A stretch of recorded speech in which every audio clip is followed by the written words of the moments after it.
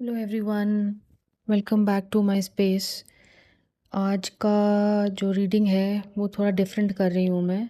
तो अभी तक हमने कोई एक रिलेशनशिप या फिर एक लव रीडिंग नहीं करी थी। So I thought I will take out cards for relationship spread. तो मैंने एक 7 कार्ड स्प्रेड निकाला है and I will be asking 7 questions related to this. तो मैं एक एक करके we will go through all the questions and we will see what answers we get. ठीक है, तो जल्दी से शुरू करते हैं। तो पहला क्वेश्चन है, what do you think of the other person. आप सामने वाली इंसान के बारे में क्या सोचते हैं। तो जैसे मैंने बोला है कि रिलेशनशिप स्प्रेड है, it could be a love reading, जो कि कार्ड्स देख के लग भी रही है कि शायद ऐसा ही कुछ है। तो आप ऐसे सोचिए कि आप हैं और सामने वाला है, और आप देख लो अपने सिचुएशंस में कि किस तरीके से फिट होगा। So what do you think of the other person, आप सामने वाले के बारे में क्या सोचते हैं। राइट। तो राइट नाउ द स्प्रेड जो सॉरी कार्ड आया है वो है नाइट ऑफ वॉन्ड्स का। तो अपनी जो ये नाइट ऑफ वॉन्ड्स की जो एनर्जी है, अम, वो क्या है। नाइट ऑफ वॉन्ड्स अपनी बड़ी पैशनेट एनर्जी होती है। ठीक है, आपको देखो सबसे ऑलमोस्ट फास्टेस्ट नाइट होता है ये, बहुत भागा दौड़ा चला आ रहा है। ठीक है, और ये यूजुअली बोलते हैं बहुत पैशनेट होता है, बहुत स्पार्क बहुत ज़्यादा है, attraction chemistry everything is very high for you. लेकिन साथ में नाइट ऑफ वॉन्ड्स की जो एनर्जी होती है वो काफ़ी इम्पल्सिव और अनस्टेबल होती है। क्योंकि ऐसे बोलते हैं कि अगर ये कार्ड आया है तो ये बहुत सोच समझ के नहीं आया है। लुक्स लाइक कि there was a lot of passion and attraction towards you, और उसकी वजह से ये इंसान आपकी तरफ अट्रैक्ट हुआ है। So it looks more like an infatuation and an attraction because night of wands आया है। अगर इसकी जगह किंग ऑफ कप्स या फिर कोई ऐसा आता तो ऐसे लगता कि हाँ ठीक है, इस इंसान ने बहुत सोचा है और बहुत सारे इमोशंस हैं और काफ़ी मेच्योर है, और उस वो लेकर वो आया है। ठीक है, तो नाइट ऑफ वॉन्ड्स से हमको ये पता चल रहा है कि आपको ऐसा लगता है या आपको ऐसा लग रहा है। ठीक है, आप इसके बारे में ये सोच रहे हैं कि ये इंसान बहुत सारा इम्पल्सिव एनर्जी और उसको मेनली अट्रैक्शन ही था आपसे। और ये यूजुअली एक्शन पहले ले लेते हैं और सोचते बाद में हैं। और लेकिन ऐसा नहीं है, कोई मैल इंटेंशंस नहीं दिख रहे हैं। मतलब कुछ 7 ऑफ स्वॉर्ड्स या ऐसा कुछ आता तो मैं बोलती कि मतलब कुछ डिसीविंग एनर्जी है। लेकिन ये एनर्जी ऐसी है कि किसी ने आपको के साथ इनकाउंटर किया, और मे बी या तो आप फ्रेंड्स थे, it turn into started turning into a attraction, spark आ गया, और that person just came to you without thinking कि आगे उस चीज़ का क्या होगा। ठीक है, ज़्यादा सोचा नहीं आगे के बारे में। तो एक ऐसा इंसान है जो अपनी फीलिंग्स और एक्साइटमेंट के पीछे चल पड़ा, लेकिन शायद उसने उस एनर्जी को ज़्यादा लॉन्ग टर्म स्टेबिलिटी में कन्वर्ट करने के बारे में सोचा नहीं है। ठीक है, this is what you think of this person. Next सवाल पे जाते हैं। नेक्स्ट सवाल है, what they think of you.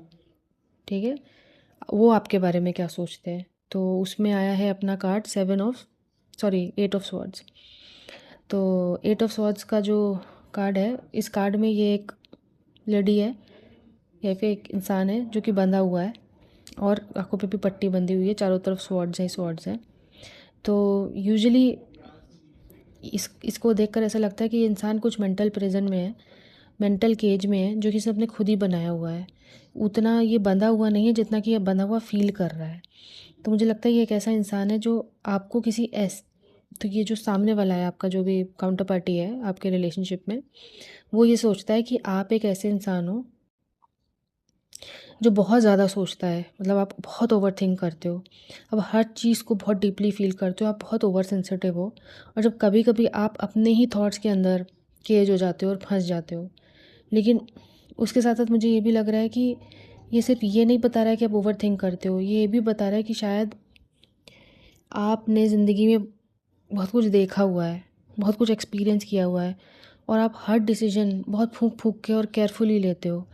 और ऐसा हो सकता है कि ये इंसान आपका फ्रेंड हो या फिर आपका कॉन्फिडेंट हो, और आपने इसको बहुत ट्रस्ट किया है और आपने इसको बहुत सारे अपने लाइफ एक्सपीरियंसेस शेयर किए हैं, और उसको मालूम है कि जब आपके साथ जब जब जो जो हुआ है, या कोई आपके साथ बिट्रेल हुआ है या आपके साथ जो भी हुआ है आपकी लाइफ में, उसको पता है, आपकी लाइफ जर्नी पता है, और आप हर उस इवेंट के बाद क्या करते हो वो भी पता है। उसको मालूम है कि जैसे for example, let's take an example कि शायद आपने उसको बताया कि आपको, मान लिया आपको किसी फ्रेंड से बिट्रेल मिला, तो उसके बाद आपने उसको प्रोसेस कैसे किया, उसको आपका वो प्रोसेस भी मालूम है। उसको मालूम है कि आप ओवर थिंकिंग मोड में चले जाते हो, आप बहुत सोचते हो, ठीक है, और आप बहुत फूक फूक कर आप आगे जाकर नए रिलेशनशिप्स और वो सब बनाते हो, तो उस इंसान को आपको आपके बारे में ये लगता है कि आप ऐसे हो, you have gone through a lot, and that is the reason you have become very very, आपको बहुत डिसर्नमेंट आ गया है, और आप डिसर्नमेंट के साथ साथ आपको बहुत ओवर थिंकिंग है। ये आप बिना सोचे समझे आप कोई काम नहीं करते, और उस सोचे समझने में आप बहुत ओवर थिंक कर लेते हो। ठीक है, नेक्स्ट सवाल है the strength in this relationship. तो स्ट्रेंथ इन द रिलेशनशिप, या फिर आपके रिलेशनशिप में सबसे मजबूत चीज़ क्या है, वो आई है चैरियट। ठीक है, बहुत पावरफुल कार्ड है, बहुत सही सटीक तरीके से आया है ये कार्ड। तो चैरियट मुझे ऐसे बता रहा है कि आप दोनों लोगों के को अंदर से ये कनेक्शन को आगे बढ़ाने की इच्छा थी। तो हो सकता है कि आप दोनों की बहुत अलग अलग पर्सनालिटीज़ होंगी, क्योंकि देखो इसमें मैंने उस दिन बताया ना, डुअलिटी, दो स्फिंक्सेस हैं, एक ब्लैक एक वाइट, या घोड़े जो भी समझ लो। और तो ऐसे लग रहा है कि आप दोनों के कॉन्फ्लिक्टिंग पर्सनालिटीज़ थे। ठीक है, दोनों के कॉन्फ्लिक्टिंग पर्सनालिटीज़ थे, लेकिन फिर भी आप दोनों ये कनेक्शन को आगे बढ़ाने की कोशिश कर रहे थे, क्योंकि like I said there was a lot of attraction in this relationship. बहुत ज़्यादा अट्रैक्शन था, तो आप दोनों चाह रहे थे कि यू वर ट्राइंग कि आप ये रिलेशनशिप को आगे बढ़ाओ, कन्फ्लिक्टिंग और अलग पर्सनालिटीज़ होने के बाद भी। ऐसे भी लग रहा है कि दोनों की सोच अलग हो सकती है, आप ब्लैक सोच रहे हो, वो वाइट सोच रहे हैं, लेकिन फिर भी कहीं ना कहीं आप दोनों को इस कनेक्शन को आगे ले जाने की का मन था। आपने ऐसे लग रहा है एफर्ट भी किया है, कुछ डायरेक्शन देने की कोशिश भी की है, ठीक है, बट या so that is the strength कि इन अंदर से इंटेंशन की बात कर रही थी, जैसे मैं बोल रही थी ना, मलिशियस नहीं लग रहा है सामने वाले। The other person came in with a lot of force and passion and attraction, but at the same time, and same for you, शायद आपका कुछ ऐसा पास्ट रहा है जहाँ पर आप केयरफुल थे, बट फिर भी आप दोनों उस रिलेशनशिप में इन्वेस्टेड थे, और दोनों उसको आगे ले जाने की कोशिश कर रहे थे। अभी देखते हैं ऑब्स्टिकल्स में आया व्हील ऑफ फॉर्च्यून, और मुझे ऐसा लगता है कि यार ये पूरे स्प्रेड का ना सबसे इम्पोर्टेंट कार्ड है, क्योंकि कभी कभी प्रॉब्लम्स आप नहीं होते हो, तो कुछ दो लोगों के रिलेशनशिप में कई बार होता है कि वो दोनों लोग आपस में रहना चाहते हैं, लेकिन उनके आजू बाजू और इन्वायरमेंट और इन्फ्लुएंसेस वो उनको रहने नहीं देते हैं। ठीक है, कि दो लोग चाह रहे हैं कि वो साथ रहें, लेकिन वो चाहकर भी साथ में नहीं रह पाते हैं, क्योंकि व्हील ऑफ फॉर्च्यून ऐसे बता रहा है कि इस कनेक्शन पे ना कुछ ऐसी एनर्जीज का इन्फ्लुएंस था जो कि किसी एक पर्सन के कंट्रोल में नहीं था। बोथ साइड्स ऐसे लग रहा है कि हो सकता है कि आपके कुछ सर्कमस्टांसेस ऐसे हों, हो सकता है कि आपके कुछ कुछ आपकी लाइफ दोनों की, जब आप मिले तो कुछ और एनवायरनमेंट था, और थोड़े दिनों बाद एनवायरनमेंट चेंज हो गया आपके तरफ या उनकी तरफ, तो सिचुएशंस भी सेम नहीं रह गई। ऐसा ऐसा लग रहा है। हो सकता है कि ये कोई कार्मिक लेसन्स हो, जैसे कि यूनिवर्स दोनों को कुछ सिखाना चाहता है कि थ्रू थ्रू दिस रिलेशनशिप, कि व्हील ऑफ फॉर्च्यून यूजुअली ज़्यादातर टैरो रीडर्स को उसको एज अ कार्मिक साइकिल रीड करते हैं कि दिस अ साइकिल, और लुक्स लाइक कि आपने एक साइकिल में थे, और आपको एक लेसन मिल रहा था इस स्प्रेड से, सॉरी, इस रिलेशनशिप से। तो और दोनों ही ट्राई कर रहे थे कि आपके साथ आप दोनों साथ में रहो, जैसे चैरियट बता रहा है, लेकिन लुक्स लाइक कि कुछ थर्ड पार्टी इन्फ्लुएंसेस हो सकते हैं। वो थर्ड पार्टी कुछ भी हो सकता है, ऐसा हो सकता है कि किसी एक वर्क हो सकता है, third party, romantic third party वाली फीलिंग नहीं आ रही है इस स्प्रेड से। It is feeling more like family, more like कुछ और इन्फ्लुएंसेस कि आप इस चीज़ को आगे नहीं ले जा पाए।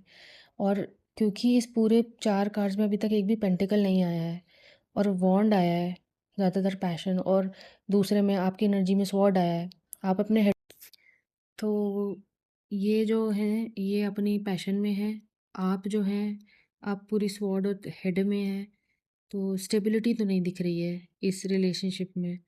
तो आप लोग अपने अट्रैक्शन और ओवर थिंकिंग और इन सब के बीच में ही ट्राई कर रहे हैं कि ये रिलेशनशिप कुछ बन जाए, लेकिन वो हो नहीं पाया। और बिकॉज़ ये इसमें ज़्यादा स्टेबल ग्राउंड था नहीं, इस वजह से जो एक्सटर्नल इन्फ्लुएंसेस थे वो शायद उनकी वजह से ऐसे लग रहा है कि that was a major obstacle in this relationship. और अगर ये रिलेशनशिप, अगर साइकिल ख़त्म हो गई है और ये रिलेशनशिप टूट गया है, तो व्हील ऑफ फॉर्च्यून से यूजुअली ये फीलिंग आती है कि शायद अब आप हो नहीं उस रिलेशनशिप में, शायद आप ख़त्म हो गया है, सेपरेट हो गए हो। नेक्स्ट कार्ड देखते हैं। नेक्स्ट नेक्स्ट सवाल पूछते हैं, question, where are you right now. ठीक है, तो where are you right now में कार्ड आया है eight of cups. Eight of cups अपना वॉकिंग अवे का कार्ड होता है। ठीक है, तो आप अभी कहाँ पे खड़े हैं, where do you stand in this whole thing.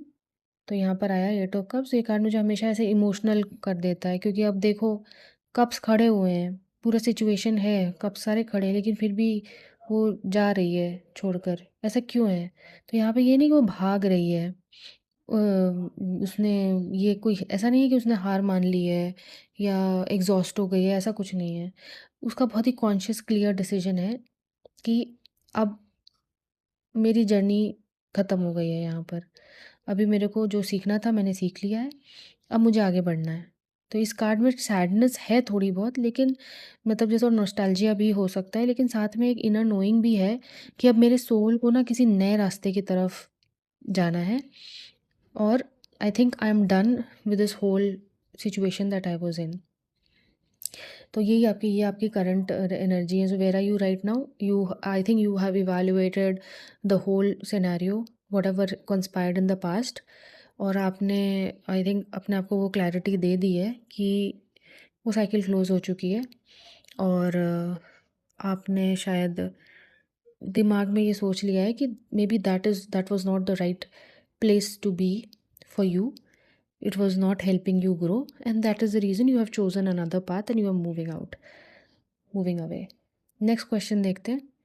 Next question है, what influence is likely to come into play. So मतलब अभी आगे क्या इन्फ्लुएंस करेगी एनर्जीज आपको। और यहाँ पर आ रहा है, अभी एक इकलौता कार्ड निकला है 10 ऑफ पेंटिकल्स का, और वो भी आ रहा है कि आपको आगे इन्फ्लुएंस क्या करेगा। तो इसी से आप समझ लो कि लाइक आई सेड, इस पूरे स्प्रेड में कहीं स्टेबिलिटी नहीं दिख रही थी, कोई स्टेबल ग्राउंड नहीं था। अब ये आपको आप कहाँ जाओगे, where you are moving is guided by stability, material life. Emotions नहीं दिख रहे हैं यहाँ पर, मतलब इन द सेंस आप इमोशन से काम नहीं करोगे, इमोशन से डिसीजंस नहीं लोगे। आप देख रहे हो कि आपकी रिस्पॉन्सिबिलिटीज़ क्या हो सकती हैं। और 10 ऑफ पेंटिकल्स में देखो, एक बूढ़े दादा बैठे होते हैं, एक फैमिली होती है, बच्चे होते हैं, ये सब दिख रहा होता है, डॉगीज़ हैं और सब है। तो ये एक फैमिली दिखा रही है ये कार्ड। तो ये बताता है कि आप स्टेबिलिटी की तरफ जाओगे। आप लॉन्ग टर्म फ्यूचर का क्वेश्चन दिख रहा है कि आप देखोगे कि आपका लॉन्ग टर्म फ्यूचर किधर है। तो आप एक इमोशनल डिसीजन नहीं लोगे। ठीक है, तो कभी कभी हम लाइफ हमसे पूछती है कि सिर्फ प्यार काफ़ी है क्या, सिर्फ इमोशंस काफ़ी हैं क्या। तो या प्रैक्टिकल रियलिटीज़ भी मैटर करती हैं। और मुझे लगता है ये कार्ड वही सवाल पूछ रहा है कि आ, मतलब जो भी आपका वो सिचुएशन था, अगर वो हो जाता तो आप कहाँ होते। ठीक है, वीज़ावी कि अगर आपको जो चाहिए लाइफ में, वो वो वो वो आपको मिलता क्या, क्योंकि वहाँ पर सिर्फ पैशन ही दिख रहा था और आपका ओवर थिंकिंग, कोई स्टेबिलिटी, कोई फैमिली सेटिस्फैक्शन वो नहीं दिख रहा था उसमें। तो 10 ऑफ पेंटिकल्स का कार्ड आपका ये बता रहा है कि what will influence your energy going forward. हो गया, अभी आते हैं फाइनल क्वेश्चन पे, that is the final outcome. और ये इतना ब्यूटीफुल है, इतना ब्यूटीफुल एंडिंग है। एम्प्रेस कार्ड आया है, क्योंकि यहाँ पर आप देखो कोई और इंसान है ही नहीं, कोई डुअल चीज़ें कुछ नहीं दिख रहा, सिर्फ एम्प्रेस दिख रही है। मतलब ये आप हो full of abundance, there is a lot of self worth, self love, growth, nurturing. और मुझे लगता है कि पूरा स्प्रेड ही एक रिलेशनशिप से भरा हुआ है कि सॉरी, ये पूरा जो रिलेशनशिप स्प्रेड ही है वो पूरे मैसेज से भरा हुआ है कि आपने शुरू किया था एक 8 ऑफ स्वॉर्ड्स की एनर्जी से और आपने एंड किया है एम्प्रेस की एनर्जी से। आप ग्रोथ देखो इसमें, तो this whole thing is talking about the growth, कि आप ये पूरा जो रिलेशनशिप था, ये जो इंसान आपसे टकराया और ये सब कुछ जो भी हुआ, आप वॉक अवे करे हो और सब कुछ करे हो, नाउ यू हैव रियलाइज्ड कि आपको ये आपकी ग्रोथ के लिए आया था, आपके लिए गिफ्ट था ये। ठीक है, जैसे भी आप उसको परसीव कर रहे हो वो हम डिस्कस करेंगे अभी 2 मिनट में, बट इस इंसान को आपको खुद से मिलाना था, आपको अपनी वैल्यू को पहचानना था। अगर आप ये देखें तो स्पिरिट वो भी तो नाइट ऑफ वॉन्ड से आया था, एनर्जी से शुरू किया था, बहुत ही पैशनेट और अनस्टेबल एनर्जी है। ठीक है, लेकिन फिर भी वहाँ से शुरू हुआ है, 8 ऑफ स्वॉर्ड से शुरू हुआ है और अब ख़त्म हुए हो एम्प्रेस पे। तो एक ग्राउंडेड, मैच्योर और बहुत ही एम्पावर्ड एनर्जी पे ख़त्म हुए, और शायद यही पूरी स्टोरी का लेसन है कि कभी कभी लोग हमारी ज़िंदगी में परमानेंटली रहने के लिए नहीं आते हैं। कभी कभी लोग हमें हमारी ही स्ट्रेंथ दिखाने के लिए आते हैं। ठीक है, और जब हम वो स्ट्रेंथ देख लेते हैं तब हम ही बदल जाते हैं, हम ही वैसे नहीं रहते हैं जैसे कि हम थे जब वो इंसान हमारी लाइफ में आया था। तो हमारा वर्जन ही चेंज हो जाता है, you grow, you elevate, you are not at the same time line as those people who entered your life. और जब आप एलिवेट कर जाते हो और आपका वर्जन ही अपग्रेड हो जाता है, तब वो लोग अपने आप ही फॉल आउट हो जाते हैं जो कि आपको वो चीज़ सिखाने के लिए आए थे। ठीक है, तो अगर आप ये पूरी रीडिंग को समराइज़ करो तो ये पूरी हार्टफेल्ट रीडिंग है, और अगर आपके साथ ये रेजोनेट करती है तो आई गेस आप ऑलरेडी इस स्पेस में हो। आप मुझे लगता है कि आप, जैसे मैंने बोला, आप इस वक्त किस स्पेस पे हो, मैंने उसको क्वेश्चन पूछा था तो उसने बोला कि आप 8 ऑफ कप्स के स्पेस में हो, मतलब आप ऑलरेडी डिसाइड कर चुके हो। तो अगर आपने ऑलरेडी, आप उस सिचुएशन में हो जहाँ पे चीज़ें ख़त्म हो चुकी हैं, तो आई गेस आप उस हेड स्पेस में जहाँ पे आपको शायद वो डिसीजन लेना है, या फिर आपने ले लिया है कि आप वॉकआउट करोगे। एंड फाइनली आगे बहुत ही ब्यूटीफुल कार्ड्स है एम्प्रेस के, और गाइडिंग एनर्जीज और इन्फ्लुएंसेस हैं 10 ऑफ पेंटिकल्स की। मतलब कि आप बहुत सोच समझ के और बहुत स्टेबिलिटी के हिसाब से आप अपने डिसीजंस लोगे। और जो दूसरी चीज़ जो मुझे बहुत इम्पोर्टेंट यहाँ पर दिख रही है कि I guess you have learned that आपके लिए जो है वो आपको कभी छोड़ के नहीं जाएगा, और जो आपके लिए नहीं है वो धीरे से ऐसे ही जड़ जाएंगी चीज़ें। ये बहुत बड़ा लेसन है। और जो चला गया उसको आप एज ए लेसन लो कि वो आपको क्या सिखाने आया था। और बहुत सारी चीज़ें हो सकती हैं, ऐसा हो सकता है कि वो आपको बाउंड्रीज सिखाने आया हो, ऐसा हो सकता है कि वो आपको यू नो क्या बोलते हैं, ओवर गिविंग ना आपको नहीं करना था, बैलेंस रखना था रिलेशनशिप, वो सिखाना आया था। तो वो आप अपने अपने सिचुएशंस में आप समझिए कि आप ये स्प्रेड कैसे फिट बैठ रहा है। लेकिन अगर आप कहीं पे भी 8 ऑफ कप्स की एनर्जी में हैं तो एटलीस्ट गाइडेंस और स्पिरिट ने जो कार्ड्स दिए हैं उससे ये पता चल रहा है कि आपका फ्यूचर अच्छा है, स्टेबल एंड सिक्योर है। ठीक है, तो I think I am happy to see this spread for whoever this has come out. um I guess, yeah, I think आप ये सोचिए कि जो जो भी हुआ पास्ट में वो आपको एक पुश देने के लिए आया था।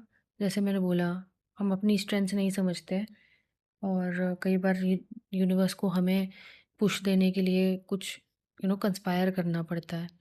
आप ऐसे सोचो कि उनको हम उन क्योंकि हम अपने बड़े कंफर्ट जोन में थे शायद, ठीक है, आगे नहीं बढ़ रहे थे, तो उन्होंने एक कॉन्स्पायर किया कि चलो मैं एक ऐसी सिचुएशन क्रिएट करूँगा जैसे कि ये हर्ट हो और इसको खुद ही समझ में आए कि ये इसको आगे बढ़ना है। लाइफ में। जब ये हर्ट होगी, ये अपने ऊपर काम करेगी, क्या करेगा, हील करेगा अपने आप को, उसका ग्रोथ होगा। मुझे लगता है ये पूरा का पूरा spread he was talking about growth through you you know getting all of these lessons. तो अगर आप इस एनर्जी में हैं, या फिर ऐसा सामने वाले इंसान को लेकर आपके मन में कोई घृणा या हेट्रेड या कुछ भी है, तो I guess, I think you can, if you take the guidance from this card, you can just let them let them go. You can forgive, maybe not forget the lesson, and let the animosity and let the negativity fall out, because it will not do any good to you.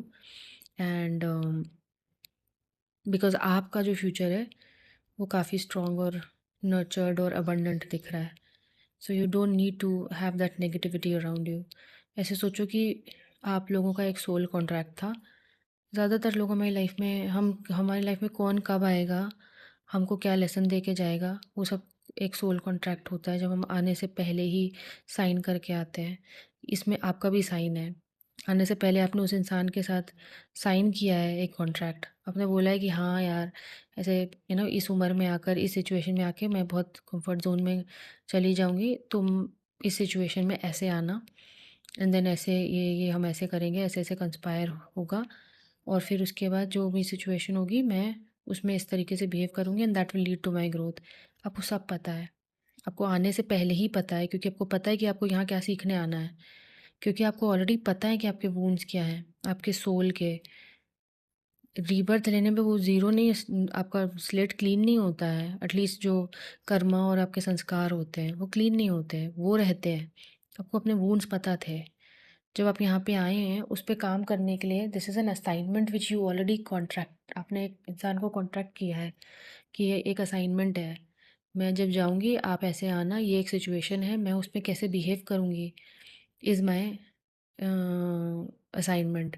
उसमें मैं पास होंगी, मैं fail होंगी, वो उस पे depend करेगा कि मैं फाइनली उस पे क्या रिएक्शन दूँगी और मैं उससे क्या करूँगी। या तो मैं घुस जाऊँगी।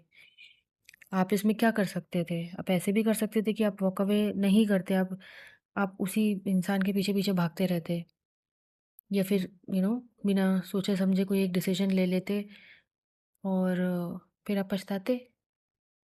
It your life could also go downhill. But अभी यहाँ पे तो नहीं दिख रही है, तो इसका मतलब है कि आपने देखा है कि उस सिचुएशन में कोई स्टेबिलिटी थी नहीं, तो आपने एक क्लियर डिसीजन लिया है, आपने अपने आप को, आपने सेल्फ कंट्रोल दिखाया है, क्योंकि यहाँ पर बहुत ज़्यादा स्ट्रॉन्ग पैशन है।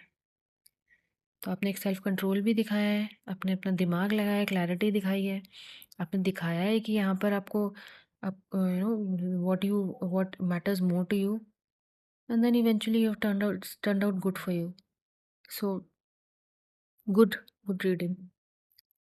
सो that's all that I had. Think we can close the reading, and thank you very much. Take care. Bye.